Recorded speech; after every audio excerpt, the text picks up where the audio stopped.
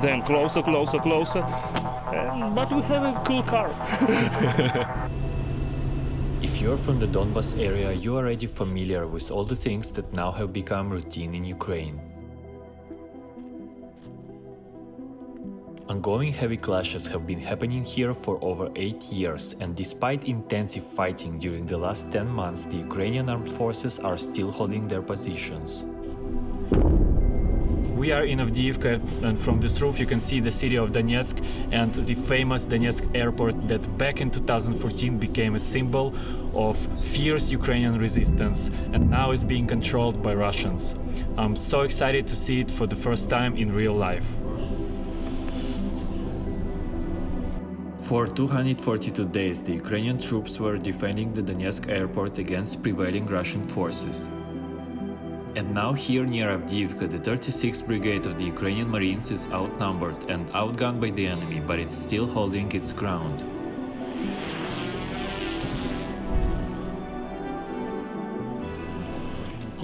This is where the enemy's ammunition depot exploded yesterday. We shot at it once, and that's it. They occupy the houses on this side. The tempo of the battles here is tiring. The Russian units withdrawn from Kherson now exert the heaviest pressure here in Donbas. Just a few days ago, another enemy battalion was destroyed during an attempt to advance. That's why we were told it was a mellow day out here on the front line. But you don't really feel it as the artillery duel goes on. They lose battalion after battalion. In radio interceptions we hear that one battalion has been lost and another battalion has been lost. But the Russians replenish resources very quickly with this new wave of mobilization. New battalions are coming in again, right now. Okay, let's hide right now. Go somewhere. Okay, that's it. The drone is ours. Ours. The concentration of enemy forces here is extremely high.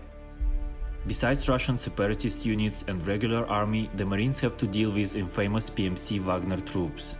Their tactics are completely inhumane, as they send the first wave of infantry to the front like cannon fodder to spot Ukrainian positions and target them with artillery after.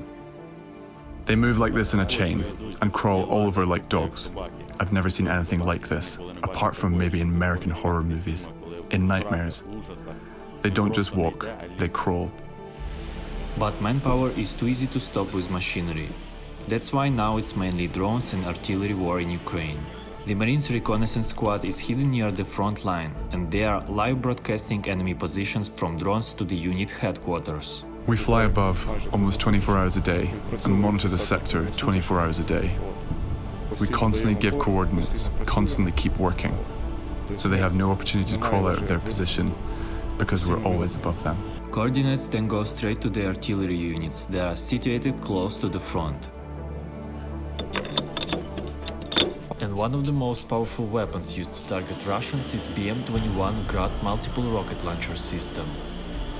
It's an aim to more distance, more numbers. It's very simple. If you want, you can even learn this 1 or 2 weeks and you'll be a normal soldier. Grad holds 40 rocket rounds and it takes 20 seconds to shoot all of them. It can cover a football field or it can shoot one rocket and hit smaller targets but with less precision. Here in Donbas the artillery ratio is approximately 1 Ukrainian cannon to 10 Russian ones. That's why Ukrainian units have to use hit-and-run tactics to avoid fierce counter-shelling. And despite being an old machine, Grad suits perfectly for this. And we leave this area very quickly because enemy artillery works not bad, and they always check for us, always. The first explodes closer to you, then closer, closer, closer. But we have a cool car. At the moment, the resources that the Marines have is only enough to hold the enemy back. But to advance, they need more tanks, drones and artillery. Now, during the winter period, lack of those is especially hard. Because of the lack of heavy artillery, it's very, very, very hard for us. The lives of our people depend on us every day.